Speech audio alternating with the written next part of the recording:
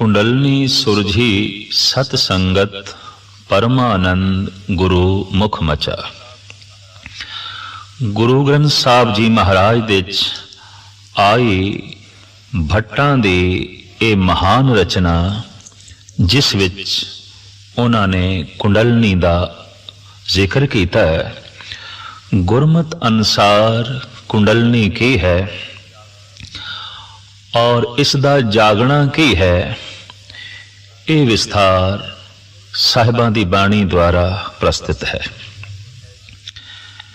कुंडलनी एक ऐसी शक्ति, परम शक्ति जिन्हों जीवन शक्ति कहंदे, चेतन शक्ति कहंदे, देव शक्ति कहंदे, ये नाभि तो थल्ले कुंडल मार के बैठी है, जिस करके इस शक्ति का नाम कुंडलनी पै गया।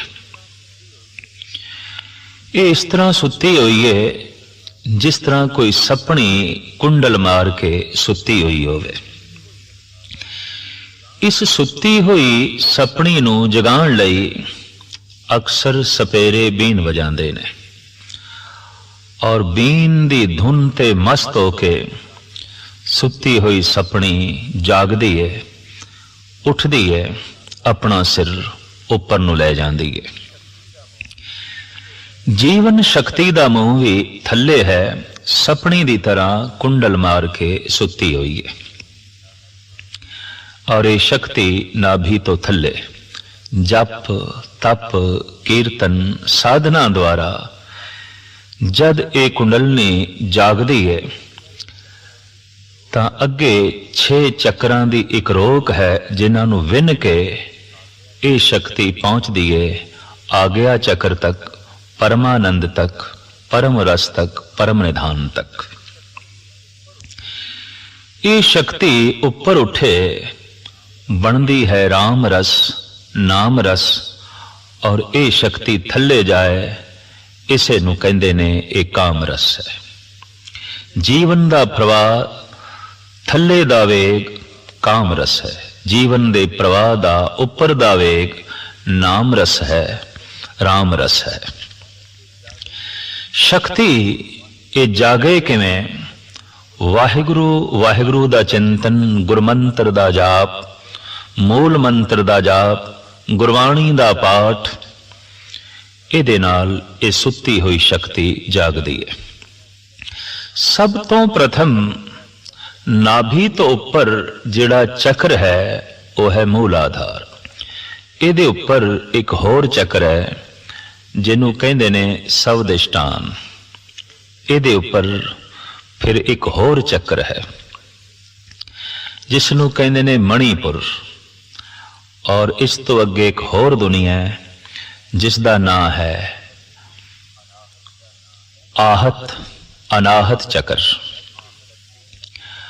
और जद ये शक्ति कंठ तक पहुंचती है और इत्थे पै चक्र नू विन के अगे लंघदी है, उस चक्र का नाम है विशुद्ध। सब तो अखीरला चक्र है आज्ञा चक्र। इंज कह लो अध्यात्मक मंडल दे ये पड़ाव ने जिथों लंघ के जीवन शक्ति नू उपर जाना पैंदा है, परम धाम तक पहुंचना पैंदा है, परम आनंद तक पहुंचना पैंदा है। मनुख एक शक्ति है, जीवन एक शक्ति है और शक्ति रस दी प्राप्ति कर सके इस तरह की उसके अंदर तीव्र इच्छा है।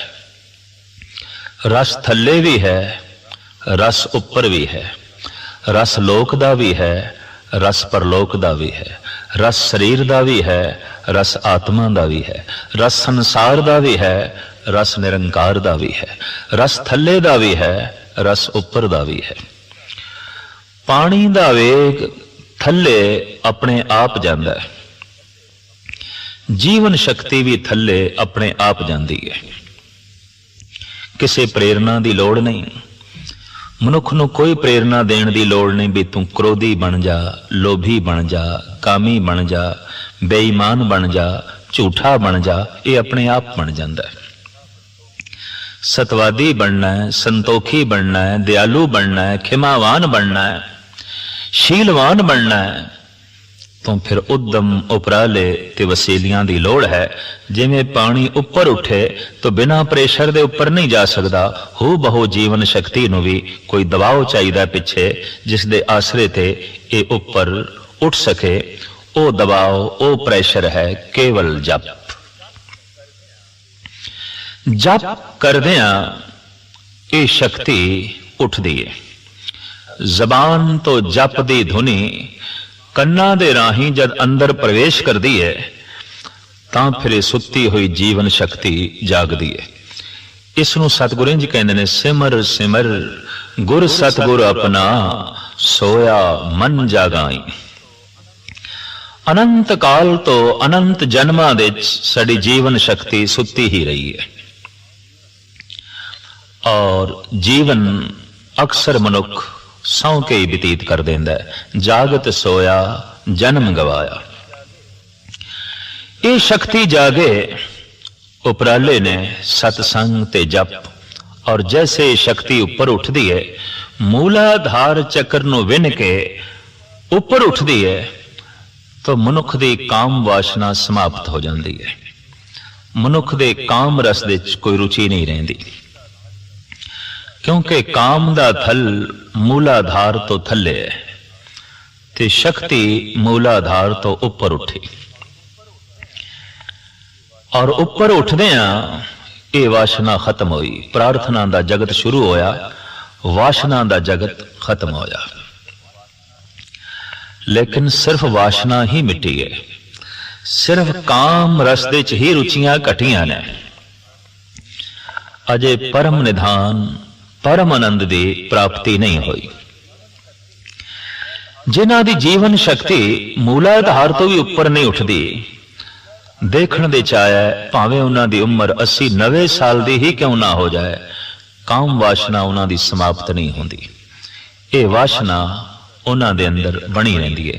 पुंडर केस कुसमते धौले सफल पताल की बाणी लोचन सर में बुध बल नाठी ता काम पावस माधानी। भगत लोचन जी महाराज दा कथन। केस चिट्टे हो गए, चेहरे ते झुरियां पै गई, बचन शुद्ध नहीं निकले दे और अखां दे दीद नहीं रही। कमजोरी ने चारों पासे शरीर नूं निढाल कीता है, लेकिन काम वासना दी मधानी इस टुटी हुई मटकी दे च भी चल रही है। भावें मधानी दे च कुछ नहीं रही, चाटी नहीं रही, दही नहीं है, कुछ भी नहीं है, पर इस टुटी हुई खुश्क मटकी दे अंदर भी काम दी मधानी बकायदा चल रही है। ता काम पावस माधानी। जैसे जैसे मनुख जप करदा है ये शक्ति ऊपर उठदी है और मूलाधार नूं विन के ऊपर उठदी है। काम वासना समाप्त। इको एक तरीका है इस वासना तो बचन दा, इस वासना तो ऊपर उठण दा, वो है जप। ये शक्ति थल्ले जावे तो संसार दा जन्म होंदा है। ये शक्ति ऊपर उठे तो निरंकार दी दुनिया दे जन्म होंदा है। ये शक्ति थल्ले जाए किसी शरीर नूं जन्म देंदी है। ये शक्ति ऊपर जाए परमात्मा नूं जन्म देंदी है। ये शक्ति थल्ले जाए रेत दे च रेत दी ढेरी हो जाती है।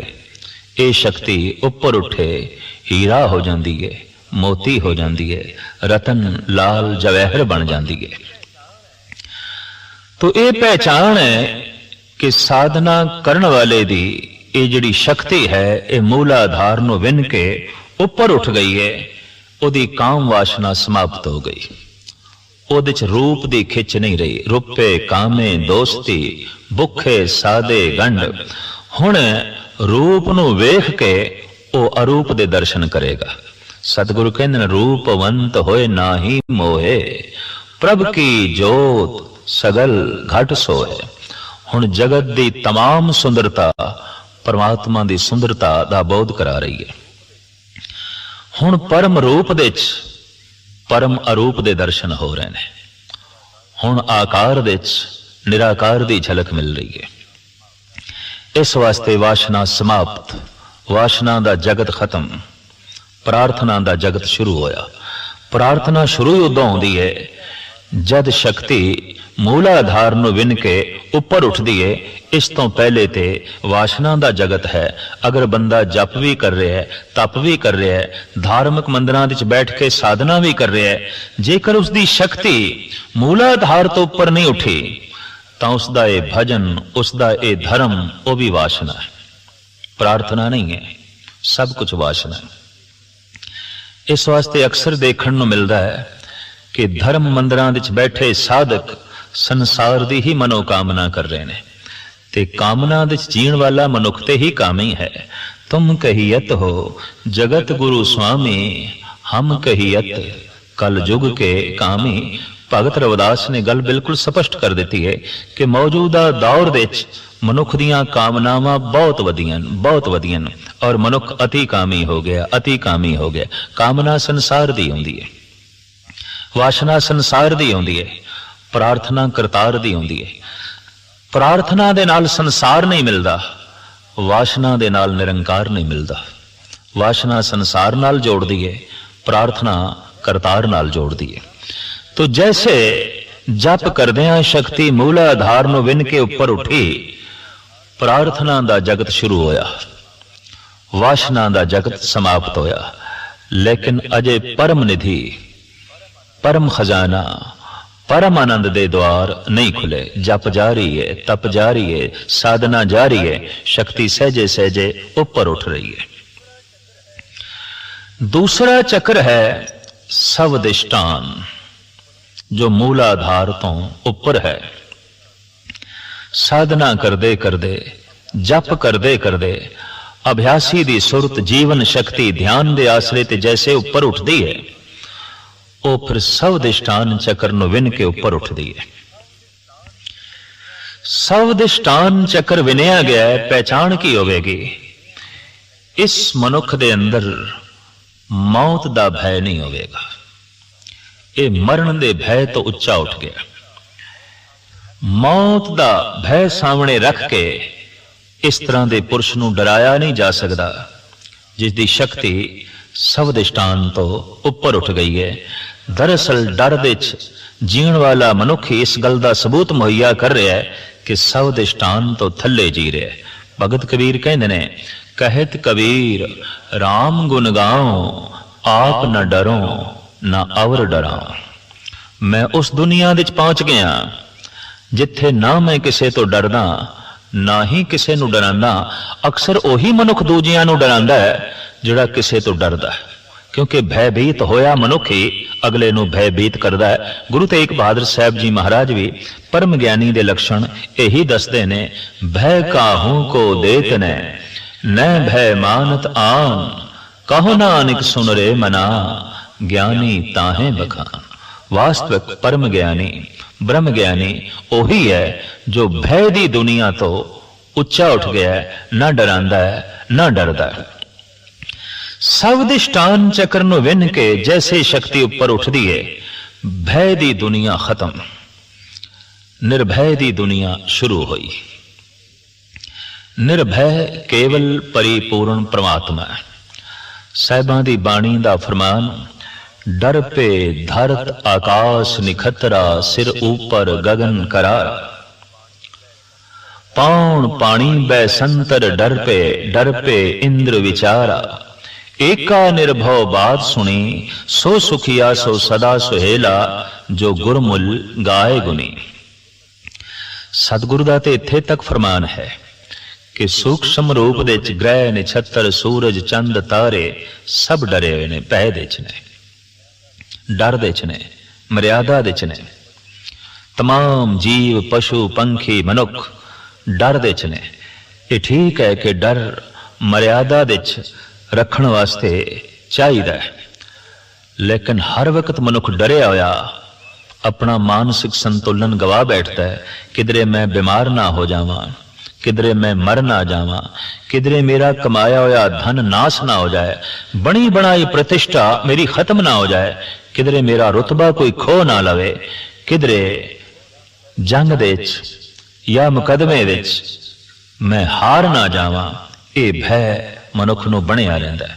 सब दिष्टान चक्र ਨੂੰ ਵਿੰਨ ਕੇ जैसे जीवन चेतना जीवन शक्ति ऊपर उठदी है, ये भय दी दुनिया खत्म हो गई, निर्भय दी दुनिया आरंभ हुई और परिपूर्ण परमात्मा चूंकि निर्मल है हुण उसदा ही भय शुरू होया। भाव ओदी गल मनण दा अंदर चाव पैदा होया। इसे नूं सतगुरु कहंदे निर्मल भाव पाया, हर गुण गाया, हर वेखे राम हदूरे। परमात्मा आप निर्मल है, ओदा भय भी निर्मल है। जगत मैला है, जगत दा भय भी मैला है। जगत दा भय जिस दे अंदर है वो निर्मल नहीं हो सकेगा, ते परमात्मा दा भय जिस दे अंदर है वो मैला कदी नहीं हो सकेगा, सदैव निर्मल होवेगा। बाबे फरीद दे श्लोकां दे साहिब गुरु अमरदास जी महाराज दा एक परम पावन श्लोक है, भय पईए तन खीण होए, लोभ रत विचों जाए, ज्यों बैसंतर धात सुध होए, त्यों हर का भव दुर्मत मैल गवाए। जिस तरह अगन सोने दी तमाम खोट नूं कढ़ देंदी है, रब्बी निर्मल भय मनुख दे तमाम विकारां नूं शांत कर देंदा है, मनुख दे तमाम पतत संस्कारां नूं खत्म कर देंदा है। तो सब दिष्टान चक्र नूं विन के जैसे जीवन चेतना ऊपर उठी, मौत दा भय खत्म हो गया। किसी प्रकार दे भय दा जड़ा बोझ सी वो सिर तो लै गया, निर्भय दुनिया आरंभ हुई, सिर दे सारे बोझ उतर गए। जप जारी है, तप जारी है, साधक दी साधना बकायदा जारी है, राही है ये मंजिल दा चल रहा है, चल रहा है। टिकाणा की है, आ गया चक्र नूं विन के अगे जाना, किथे? परम आनंद तक, परम शांति तक, परम निधान तक, परम पुरख तक, जिसनों कहा है परमात्मा ईश्वर अकाल पुरख, उत्थे तक पहुंचना है। और उसका सरूर, उसकी मस्ती, उसका अनुभव मनुख नूं उदों ही आउंदा है जद आ गया चक्र नूं विन के ये पहुंचदा है और ये चक्र मस्तक विच है। इतनी गल ते स्पष्ट हो गई कि सुरत उच्ची करनी पैगी, ध्यान दे आसरे ते शक्ति नूं उपर लै जाना होवेगा। अक्सर देखण दे च आया कि प्रैशर दा मारिया होया फुआरे दा पानी उपर ते उठदा है, पर धरती दी खिच दा मारिया होया फिर थल्ले, फिर थल्ले, फिर थल्ले। चंगी संगत, धर्म ग्रंथां दे पाठ पठन दे नाल जीवन शक्ति उपर ते उठदी है, पर फिर संसार दे खिच दी मारी होई थल्ले, थल्ले, थल्ले। किधरे धन खिच लैंदा है, किधरे रूप खिच लैंदा है, किधरे प्रभुता खिच लैंदी है, किधरे संसार दा कोई होर साजो समान खिच लैंदा है। इस तरीके दे नाल ये दो पासे दी कशिश है, परमात्मा दी अपनी खिच, संसार दी अपनी खिच।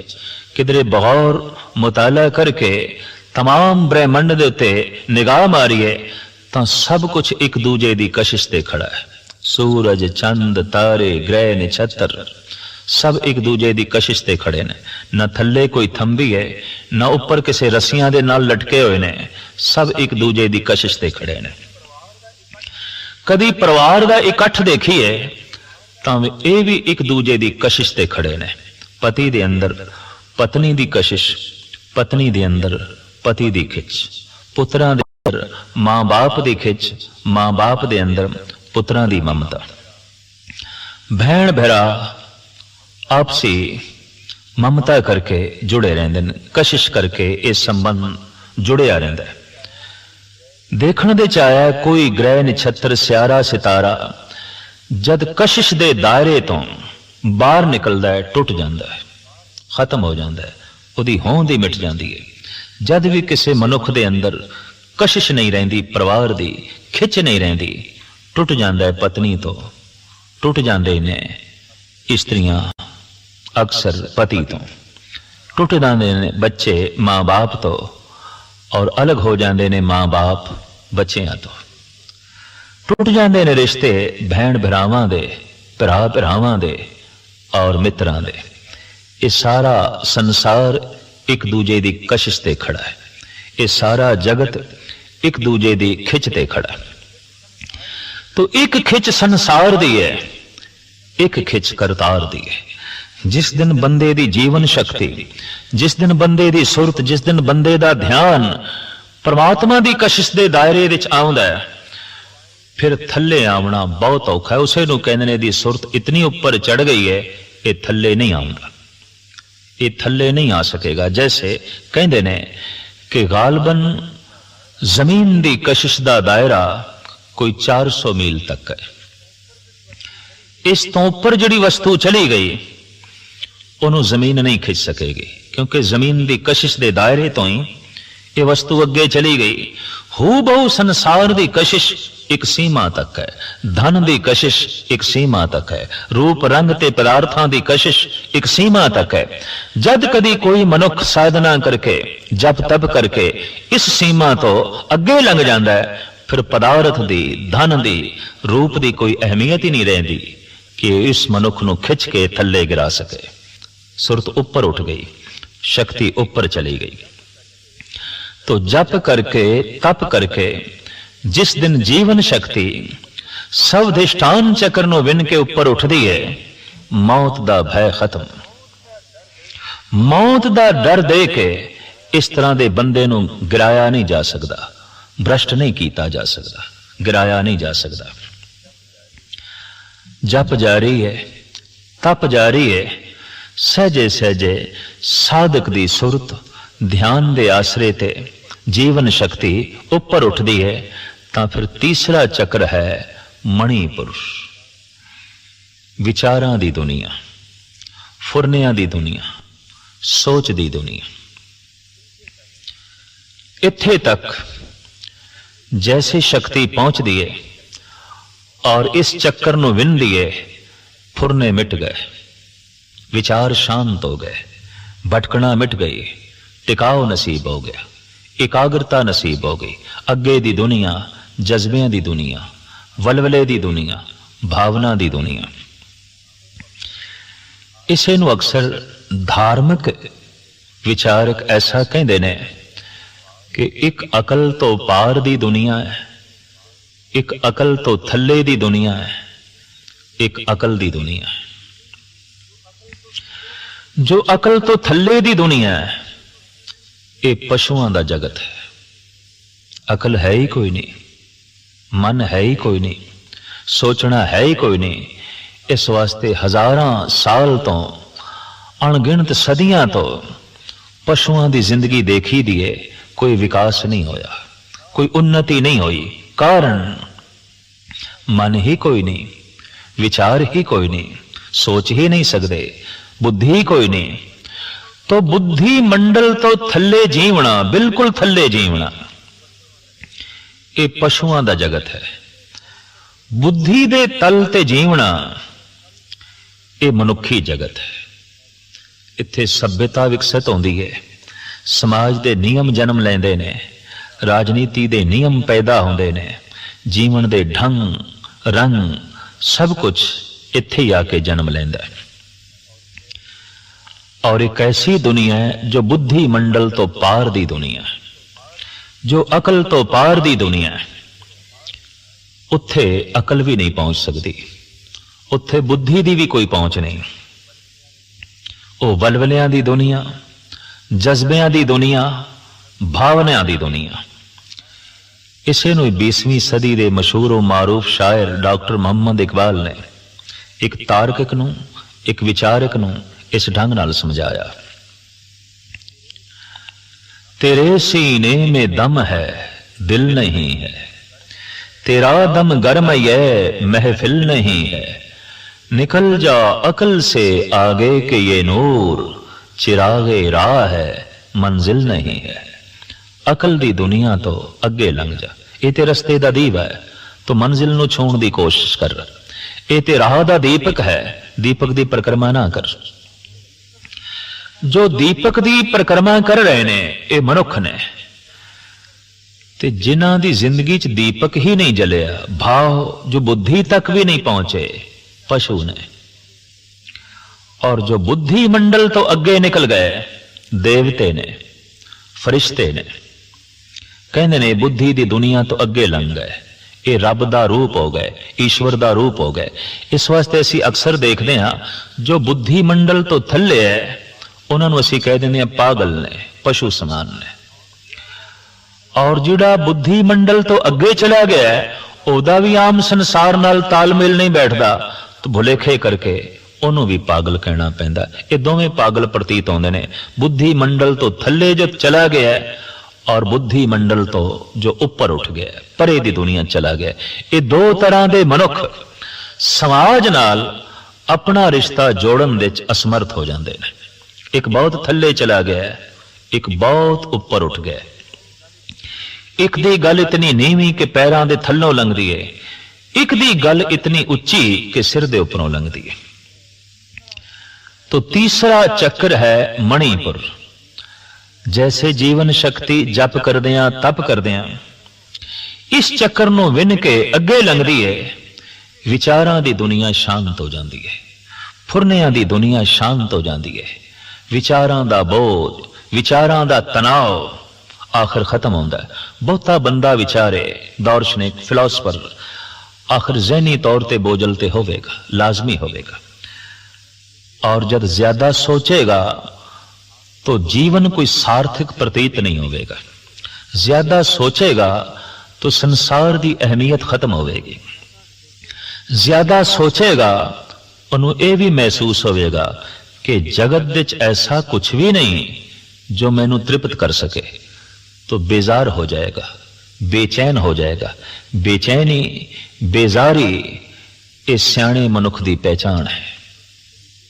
पशु कदी बेजार नहीं होंदे, पशु कदी बेचैन नहीं होंदे। क्यों? सोचते ही नहीं।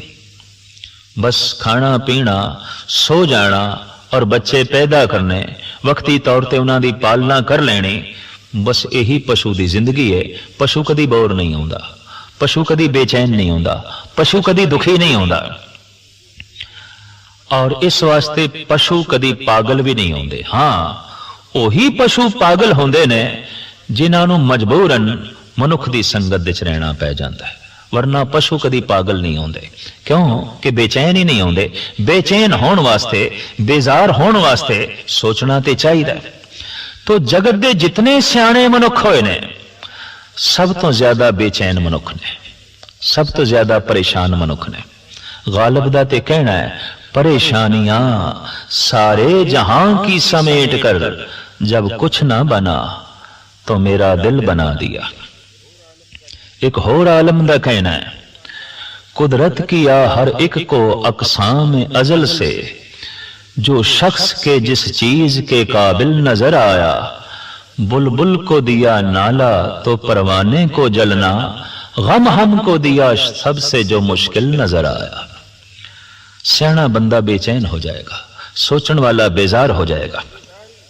बेजारी, बेचैनी इस गल का प्रतीत है कि बंदा बहुत सोच रहा है, बहुत सोच रहा है। छुटकारा किस तरह होवे? या तो बुद्धि मंडल तो बंदा थल्ले गिरे, या फिर बुद्धि मंडल तो उच्चा उठे। थल्ले गिरना जरा सौखा है, इस वास्ते जगत के तमाम सियाणे मनुख शराब के रसिया बन जाते हैं। चाहे कवि ने, साहित्यकार ने, कलम के धनी ने, दिमाग के धनी ने, ज्यादा सोचने वाले ने अक्सर शराब की परिक्रमा करते हैं और बुद्धि मंडल तो थल्ले गिर जाते हैं। ਉਹਦਾ ਇੱਕੋ ਇੱਕ ਕਾਰਨ, ਬਹੁਤਾ ਸੋਚਦੇ ਨੇ ਬਹੁਤੀ ਬੇਚੈਨੀ, ਬਹੁਤਾ ਸੋਚਦੇ ਨੇ ਬਹੁਤਾ ਹੀ ਗਮ, ਬਹੁਤਾ ਸੋਚਦੇ ਨੇ ਬਹੁਤੀ ਬੇਜ਼ਾਰੀ, ਕਿਉਂਕਿ ਪ੍ਰਤੀਤ ਹੋ ਜਾਂਦਾ ਜਗਤ ਤੇ ਕੁਝ ਵੀ ਨਹੀਂ, ਇਹ ਜੀਵਨ ਤੇ ਕੁਝ ਵੀ ਨਹੀਂ। तो इको एक आसरा रह जाता है बुद्धि तो थले गिरन का, शराब। पर एक होर भी सहारा है, गुरबाणी कहती है अकल तो उच्चे उठ जाओ, इस सोच बेजारी बेचैनी दी दुनिया तो उच्चे उठ जाओ। पर ओ मदरा बाजार विच बिकदी नहीं, ओ मदरा खुद बनानी पैंदी है। उसनों गुरु नानक देव जी महाराज इंज कहते हैं जन्म साखी दी पंक्ति विच, नाम खुमारी नानका चढ़ी रहे दिन रात जप करदियां तप करदियां। जद जीवन शक्ति मणिपुर चक्कर नूं विन के अगे लंघदी है तां विचारां दी दुनिया खत्म, फुरनियां दी दुनिया खत्म, सोचण दी दुनिया खत्म। बुद्धि जिथे तक सोच सकती सी उस सीमा नूं छू लिया गया ते हुण सीमा तो पार जाण दी तैयारी है, बुद्धि मंडल तो अगे जाण दी तैयारी है। इस वास्ते अक्सर धार्मिक सियाणे कहंदे ने कि मनुख दी सोचनी जिथे खत्म होंदी है रब दी गल उत्थों शुरू होंदी है, संसार दी सोचनी जिथे खत्म होंदी है परमात्मा दी गल उत्थों शुरू होंदी है। इस वास्ते परमात्मा नूं कदी बुद्धि मंडल दे विच बंद नहीं किया जा सकता, अपने सोच मंडल दे विच बंद नहीं किया जा सकता। कुंडलनी सुरझी सत संगत परमानंद गुरु मुख मचा। जीवन शक्ति जो कुंडल मार के नाभि तो थल्ले सुती पई है और जिसदा ध्यान जिसदा मुंह थल्ले दी तरफ है, उसनों उपर कैसे उठाया जाए ते आ गया चक्कर नूं विन के परम आनंद दी दुनिया दे ये शक्ति किस तरह पहुंचे। ये साधना गुरबाणी दे जो दसी गई है उसकी मूल पंक्ति यह है, कुंडलनी सुरजी सत संगत परमानंद गुरु मुख मचा। गुरबाणी दा जप करदियां, गुरु दी संगत करदियां, साध संगत विच बैठदियां कुंडलनी जाग पई, सुरज गई। सुती हुई कुंडलनी जाग पई, जो कुंडल मार के जीवन शक्ति बैठी सी। मूलाधार नूं विन के अगे गई, वासना दा जगत खत्म। सवदिष्टान नूं विन के अगे गई, मौत दा भय खत्म। और मणिपुर नूं विन के ज्यों अगे गई तां मानसिक मंडल भी खत्म, मनुष्य दा मनुष्य होना भी खत्म। हुण उसने पैर उत्थे रख दिते ने जिथे मनुख देवता होना शुरू होंदा है। हुण देवते दा जन्म होना शुरू होया है। हुण फरिश्ता गर्भ विच आ गया, एदा जन्म होवेगा। क्यों कि मणिपुर तो अगे चला गया, सोच मंडल तो भी अगे चला गया, विचार शक्ति तो भी अगे चला गया। अगला चौथा जो चक्र है इनू अनाहत चक्र कहा है। जप करदियां, तप करदियां जीवन शक्ति जद इस अनाहत चक्र नूं विन के अगे लंघदी है तां साज दुनिया अनेकां वाजे इस मनुख दे अंदर वज पैंदे ने। आनंद मंगल दुनिया दी झंकार चारों पासे गूंजण लग पैंदी है। परमात्मा दा नाद चारों पासे सुनाई देंदा है। हुण वो हर पासे हर थां हर वक्त सुन रहा है, परमात्मा नूं ही सुन रहा है। जो बोलत है मृग मीन पंखेरू, सो बिन हर जापत है नहीं होर। हुण बदलां दी गर्जन परमात्मा दा ही नाद है। हुण लहरां दे टकराव तो शोर परमात्मा दे ही बोल ने। हुण पंछियां दी चहचहाट ईश्वर दा ही गीत है। हुण मनुखी दुनिया दी आवाज प्रभु दे ही बोल ने। आहत शब्द तो अनाहत दी दुनिया आरंभ हो गई। अंदर तरह तरह दे वाजे वज पे, जिसदा जिक्र मेरे पातशाह इंज करदे ने, वाजे नाद अनेक असंखा केते वावण हारे। देखण दे च ऐसा आया है कि साज आवाज गीत दे जन्मदाते महापुरुष होए ने, ईश्वरी लोग होए ने, जिन्हां दा संबंध परमात्मा नाल जुड़े है।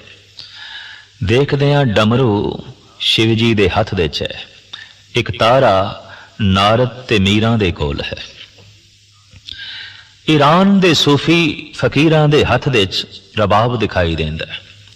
हिंदुस्तान दे भगतां दे कोल खड़तालां ते ढोलक दिखाई देंदे ने। और इन्हां दे ओ जन्मदाते ने बीणा दे सुरस्ती दी गोद विच दिखाई दे रही है। सरंदे दे जन्मदाता गुरु अर्जन देव जी महाराज ने, साजां दे जन्मदाते संत लोग ने, क्योंकि अनाहद नाद दे भी जन्मदाते ओही ने। रब्बी संगीत सब तो पहले उन्होंने सुनिया।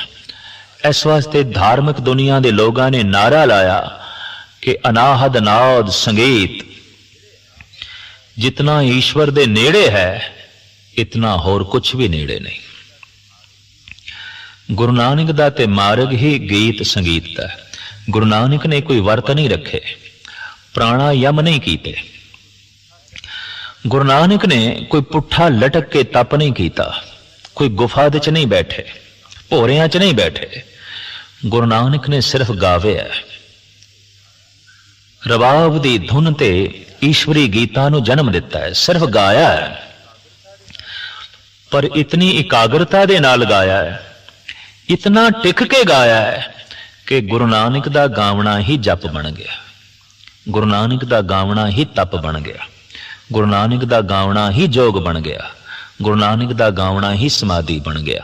जोग बनया तेरा कीर्तन गाई। दुनिया दा ये वाहिद रहबरी पुरुष है जिसने गा गा के लोगों नूं बदलिया। सज्जन ठग है, उत्थे भी सतगुरु यही कहंदे मरदानिया रबाब छेड़ रब्बी कलाम आई है। उज्जल केहा चिलकना घोटणम कालड़ी मस, ये धोतियां झूठ ना उतरे जिसों धोवां तिस गाउण लग पे। गाउंदे ही धुन सुन के सज्जन दा हिरदा पसीजिया। सतगुरु ने गहरी चोट की है, सज्जन तू ठग बन के ठगी कर, सज्जन बन के ठगी ना कर। जब तू ठग बन के ठगी करेगा तो फिर बहुते बंदे मार नहीं खाणगे, पर जब तू सज्जन बन के ठगी करदा है तो बहुते तेरी इस ठगी दी लपेट दे आ जांदे ने, बहुते दुखी होंदे ने, बहुते बेजार होंदे ने। ठगी कर, ठग बन के, सज्जन बन के नहीं। बचन चोट कर गए। ये ठग वाकई साधु बन गया। चाहे चोर गुरु नानक नूं मिले, ठग मिले, दैंत मिले, शैतान मिले, या जोगी जंगम मिले, सन्यासी मिले, तपीश्वर मिले, जपीश्वर मिले, गुरु नानक गा के सारियां दे हिरदे शुद्ध करते रहे और गा गा के लोगों की सुरत नूं प्रभु नाल जोड़ते रहे। जगत दा ये वाहिद रहबरी पुरुष है जो हर थां ते गाउंदा है, हर वक्त गाउंदा है, हर वेले गाउंदा है। इतना गीत संगीत गुरु नानक दे अंदरों जन्म लैंदा है। पुछिए आपनों कीर्तन सिखाण वाले कौन सन? किस कोल राग दी धुन आपने सीखी है? कविता किस कोल सीखी है? किसे कोल नहीं। परिपूर्ण परमात्मा नाल जैसे सुरत जुड़ी है और ध्यान जीवन शक्ति अनाहद चक्र नूं विन के जैसे अगे लंघी है। संगीत दी दुनिया आरंभ हो गई। संगीत सीखना की जीवन संगीत हो गया। हुण गीत सीखना की है, जिंदगी ही गीत बन गई। हुण कविता की सीखनी है, हुण हर बोल कविता है, हुण हर बोल राग है, हुण वेखना हुण बोलना सब राग है, सब संगीत है, सब गीत है। गीत संगीत की आउंदा है? किसे परम को पुरख कोल बैठ के ही पता चलता है कि वाकई गीत ते संगीत की है। असली गीत संगीत दी दुनिया च रहिंदे ने परम पुरख है, बाकी ते दुनिया नकल कर दी है। जैसे असली राजे होंदे ने संत जन, राजे दा मतलब है रजे होया त्रिपत। असली राजे ते संत जन ने। तखत दे उत्ते बैठण वाले राजे नहीं, क्योंकि तखत दे उत्ते बैठण वाले कई दफा तख्ते ते भी लटकाए जाते हैं। पूर्ण सकून तखत ते बैठ के भी नसीब नहीं होता। इस वास्ते एक आलम दा ते कहना है, एक खेल है औरंग सुलेमां मेरे नजदीक, एक बात है अजाज मसीहा मेरे आगे। मैं उस दुनिया दे पहुंचे हाँ जिथे तख्ते सुलेमानी भी एक खेल है, एक तमाशा है, कुछ भी नहीं। तो अनाहद चक्र नूं विन के जैसे जीवन शक्ति ऊपर उठदी है, वाजियां गाजियां दी दुनिया आरंभ हुई, गीत संगीत दी दुनिया आरंभ हुई। ऐसे गीत संगीत जो कदी बंद नहीं होंदे। नवे तो नवे गीत दा जन्म, नवे तो नवे राग दी धुन दा जन्म। सतपुरुष हमेशा मस्ती च रहिंदा है, हमेशा आनंद दे च रहिंदा है। क्यों कि उस महफिल दे च बैठा है जिथे दिन रात राग रंग है। जिथे राग होवे उत्थे ही रंग है। राग दा मतलब खेड़ा, खुशी। जिथे खुशी ही नहीं उत्थे रंग कादा। अक्सर हिंदुस्तान दे च जद घर दे च कोई खुशी है, शगन है, तो केसर छिड़कदे ने, रंग छिड़कदे ने, गुलाल छिड़कदे ने। रंग छिड़कना खुशी नूं प्रगट करना है। पर एक ऐसी दुनिया है जद अनाहद नाद नूं विन के सुरत शक्ति ऊपर उठदी है तो अंदरों ऐसी एक खुशी दा जन्म होंदा है, ऐसे एक रंग दा जन्म होंदा है कि जगत दे तमाम रंग फिक्के पै जांदे ने। जगत दियां तमाम खुशियां फिकियां पै जांदियां। गुरु नानक देव जी महाराज कहंदे ने, घर मंदिर खुशी नाम की, नदर तेरी परवार हे परिपूर्ण परमात्मा। जो तेरे नाम दी खुशी है वो परिवार दे च नहीं मिल सकती, संसार दे च नहीं मिल सकती। जगत दे किसी माहौल दे च इस खुशी नूं लभना बहुत औखा है। हे प्रभु, जो तेरे नाम दे विच ये खुशी नसीब हुई है, आनंद नसीब होया। अनाहद नाद इसे नूं ही परम पुरख गा गा के प्रगट करते हैं, ताकि जगत तक थोड़ी बहुत अनाहद नाद दी सूह पहुंचाई जा सके। उंज ते इस नाद नूं प्रगट करना बहुत औखा है, बहुत औखा है। और यह नाद घट घट दे च वज रहा है, लेकिन फिर भी परम पुरखा ने कोशिश की थी कुछ महक पहुंचे, कुछ भनक संसारियां तक पहुंचे, ताकि वह भी इस गगन मंडल नूं छू सकन, वह भी इस परम आनंद नूं माण सकन। साधक दी साधना जारी है, जप जारी है, तप जारी है। सहजे सहजे सुरत पहुंच गई विशुद्ध चक्कर तक। ये चक्र कंठ दे च है, और जैसे इस चक्कर नूं विन के शक्ति उपर उठदी है, मनुख दी रसना, साधक दी रसना सच नूं प्रगट करन दे समर्थ हो जाती है। इत्थे ही आके कहंदे ने कि परमात्मा हुण रसना ते बैठा है, ईश्वर हुण रसना ते बैठा है। प्रभ जी बसे साध की रसना, कबीर मेरी सिमरनी रसना ऊपर ना। कबीर कहते यही मेरा जाप है, यही मेरी जप माला है। परमात्मा दा नाम मेरी जबान ते बैठ गया। सतगुरु कहते हैं परमात्मा दे दर्शन करने ने, परमात्मा वेखना है। परमात्मा ते साधक दी रचना ते बैठा है। किहड़े साधक दी? जिहदी जीवन शक्ति विशुद्ध चक्कर नूं विन के उपर उठ गए। विशुद्ध चक्कर नूं विन के जिहदी जीवन शक्ति अगे जा चुकी है, उहदी रसना ते अकाल पुरख बैठा है, उहदी रसना ते परमात्मा बैठा है। पहचान किस तरह होवेगी?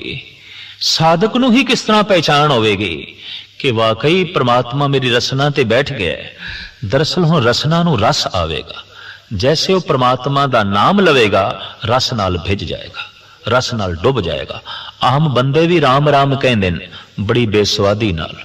आम बंदे भी अल्लाह अल्लाह दी धुन उलापदे ने मत्थे ते वट पा के। आम जगत भी वाहिगुरू वाहिगुरू दा चिंतन करदा है, अलाप करदा है, लेकिन वाहिगुरू नाल कोई संबंध नहीं, वाहिगुरू रसना ते नहीं। परमात्मा जैसे रसना ते आके बैठदा है, रसना रस नाल भर जाती है। रसना सच नूं प्रगट करन दे समर्थ हो जाती है। रसना दे चों झूठ दी मैल सारी दी सारी निकल जाती है। नाम जपत गोविंद का सूची भई रसना। और किसी तरीके नाल भी जबान नूं सुच्चा नहीं किया जा सकता।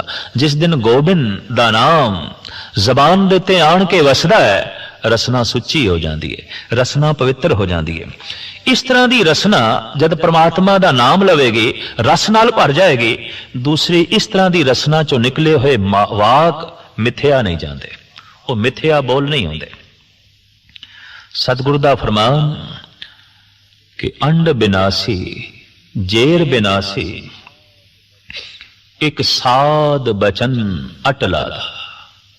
साधु दा बचन अटल है। जमीन नाश हो सकती है, आसमान नाश हो सकता है, चारे खानियां दा अंत हो सकता है, जर्रे जर्रे दा अंत हो सकता है, खत्म हो सकते हैं। साधु दा बचन अमिट है, अमर है, व्यापक है, और वो ऐसा बचन जिहदे च परम शक्ति है। एक साधक ने गुरु गोबिंद सिंह जी महाराज ते प्रश्न किया, पातशाह कुछ लोग बाणी पढ़ते हैं या उसकी व्याख्या करते हैं, हिरदे तक नहीं पहुंचती, पर कुछ लोग जब बोलते ने विचारते ने, उन्हां दे बोल हिरदे तक पहुंचते ने।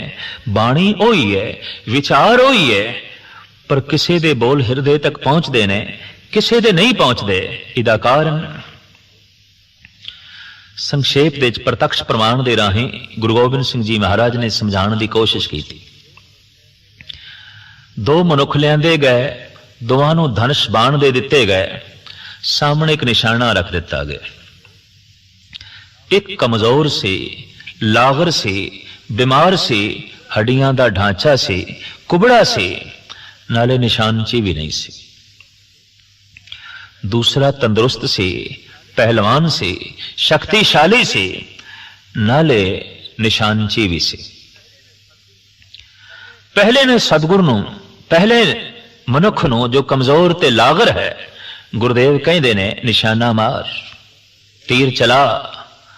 जैसे वह धनुष बाण चलांदा है, बाण रस्ते च गिर गया।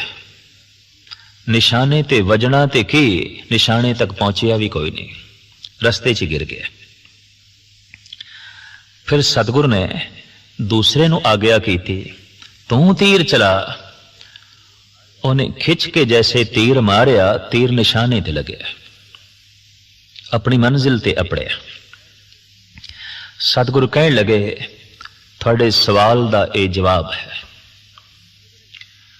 सतगुरु समझ नहीं आई तो महाराज कहने लगे, ये पहले बंदे दा तीर विचकार क्यों गिर गया? महाराज ये निशानची नहीं, नाले कमजोर है, ये चिल्ला ही नहीं चढ़ा सकता, इहदे कोल शक्ति नहीं, इहदे कोल बल नहीं। दूसरे का तीर निशाने तक क्यों पहुंचे है? महाराज शक्तिशाली है, निशानची है, अंदाज जानता है, इस वास्ते इसका तीर निशाने ते पहुंचे है। सतगुरु कहने लगे, जिन्हां दी रसना ते परमात्मा नहीं, उन्हां दे बचनां च कोई सत्या नहीं। वो बचन ते कन्ना तक भी नहीं पहुंचते, हिरदे तक किस तरह पहुंचणगे? वो ते सरवण भी सुनन दे असमर्थ रह जाते हैं। वो बचन रस्ते च गिर जाते हैं, हिरदे तक पहुंचते ही नहीं। ते जब हिरदे तक पहुंच ही नहीं, ते हिरदे नूं परिवर्तन करन ते किस तरह करन?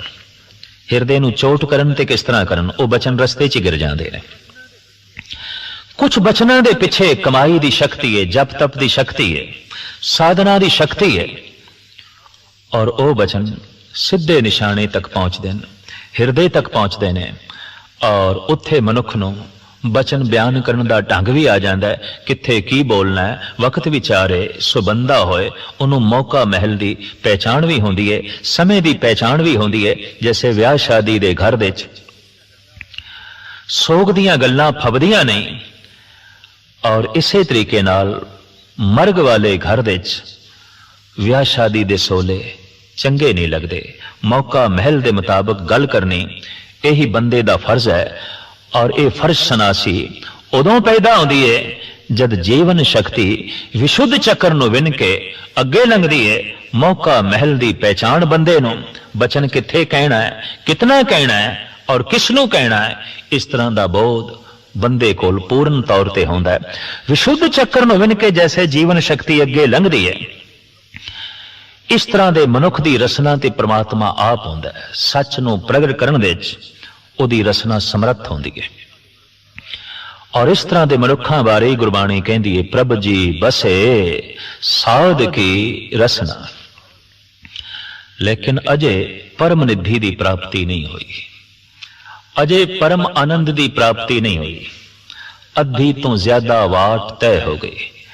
मूलाधार चक्र थल्ले रह गया, सवधिष्ठान चक्र थल्ले रह गया, मणिपुर चक्र थल्ले रह गया, अनाहत चक्र तो दूर चले आए। हुण विशुद्ध चक्कर नूं विन के जैसे जीवन शक्ति ऊपर उठी ते पहुंची आ गया चक्कर तक। और जैसे चक्कर विनिया गया, उत्थे हुण मनुख ते परमात्मा दे कोई भेद नहीं रह गया। हुण सच खंड वसे निरंकार, सच दे मनुख है और मनुख दे सच है।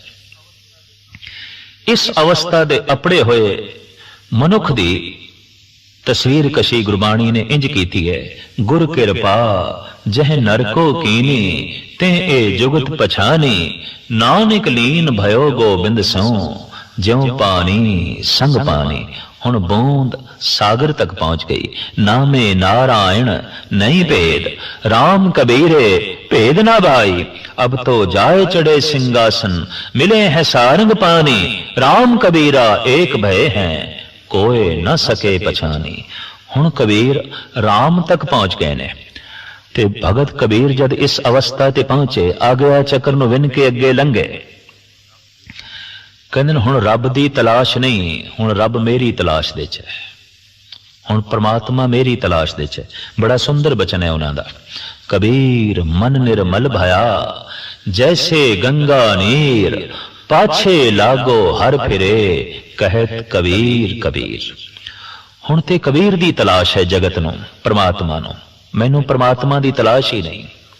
हुण ते बूंद ही सागर हो गई। इस अवस्था का जिक्र गुरु नानक देव जी महाराज इंज करते हैं, सागर में बूंद, बूंद में सागर, अकथ कथा गुर बचनी आदर। इस अवस्था नूं बयान करना सतगुरु कहंदे अकथ कथा है, कथन तो परे है। आ गया चक्कर नूं विन के जैसे जीवन शक्ति ऊपर उठदी है, परम धाम की प्राप्ति हो गई, सहभंग की प्राप्ति हो गई, ईश्वर की प्राप्ति हो गई, सचखंड की प्राप्ति हो गई। हुण मर के की सचखंड जावना, हुण जीवदियां जी सचखंड की झलक वेख लई। कहत कबीर जो हर ध्यावे, जीवत बंधन तोरे। इस अवस्था तक करीबन करीबन करोड़ां दे कोई एक कद मनुख पहुंचता है। जन नानक कोटन में किन्हूं, नारायण जहें चीत। अक्सर साधक मूलाधार तक ही रह जाते ने, कुछ ऐसे ने थोड़ा जिहा होर अगां वधदे ने, कुछ ऐसे ने अध विचकार विच ही रुक जाते ने, और उन्हां दे पिछे मुड़न की संभावना भी बनी रहती है। क्योंकि संसार की अपनी खिच है और निरंकार की अपनी खिच है। संसार की कशिश का दायरा अपना है, निरंकार की कशिश का दायरा अपना है। इस वास्ते असी कई दफा देखते हैं कि कोई बंदा बड़ी बुलंदियां तो गिरिया है, ते जद बड़ी बुलंदियां तो गिरदा है चोट भी बड़ी लगती है, रेजा रेजा हो जाता बंदा, फीता फीता हो जाता है। ये तो बहुत शिखर है, बुलंदी है। सूरी ऊपर खेरना, ये ते गिरे तां ठाहरना है। ये ते घाटी ते चढ़ना है, ये ते पहाड़ां दी शिखर नूं छूना है। पर जे गिरे तां चोटां भी अनंत ने, फिर खराशां भी अनंत ने। और इतनी गल स्पष्ट है कि जोड़ा जितनी ज्यादा बुलंदी तो गिरेगा उतनी ही चोटां खावेगा, उतना ही जो है जख्मी होवेगा।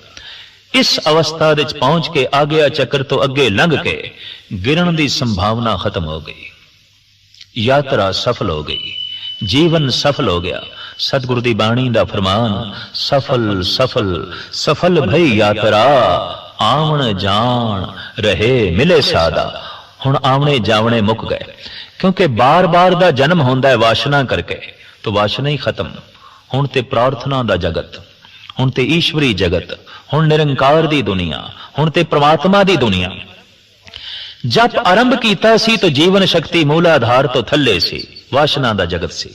अगर ऐसा बंदा जप भी करदा सी, प्रार्थना भी करदा सी, तो वासना वस होके करदा सी। धन मिले, रूप मिले, रंग मिले, पदार्थ मिले, उहदी बंदगी दे च भी वासना सी, उहदे जप तप दे च भी वासना सी। लेकिन सहजे सहजे जप तप ने मूलाधार तो उपर कीता, वासना दा जगत खत्म होया, और सहजे सहजे साधक साधना करदियां करदियां आ गया चक्कर तक पहुंचया, और इसनों विन के अगे लंघिया। निरंकार दी दुनिया आरंभ हुई, नवे दरवाजे खुले, कोई नवी सूझ मिली, कोई नवी दुनिया दी झलक मिली। और जद कोई पुरुष इस दुनिया विच पहुंचे है, ते जद उसनों आख्या गया हुण इस दुनिया का कोई नक्शा रखो सामने, तो अक्सर इस तरह के भगतां ने कह दिता है, कहत कबीर गूंगे गुड़ खाया, पूछे तो क्या कहिए। हुण असी कुछ नहीं कह सकते, मूलाधार तो अगे लंघे सन, कुछ बयान कर दे रहे। सवदिष्टान मणिपुर तो अगे लंघे सन, भगत बोल दे रहे। अनाहद नाथ ते विशुद्ध तो अगे लंघे सन, भगत कुछ कह दे रहे। खामोशी दी दुनिया आरंभ हो गई, समाधि दी दुनिया शुरू हो गई। इत्थे आके गुरु अर्जन देव जी महाराज इंज वर्णन करते ने, बिसम बिसम बिस्मे ही भई है, लाल गुलाल रंगारे, कहो नानक संतन रस आई है, ज्यों चाख गूंगा मुस्कार है। गूंगा मुस्कुरा ते पैंदा है, उदा मुस्कुरावना दसदा है, परम रस आया इसनों, बयान नहीं कर सकता, व्याख्या नहीं कर सकता।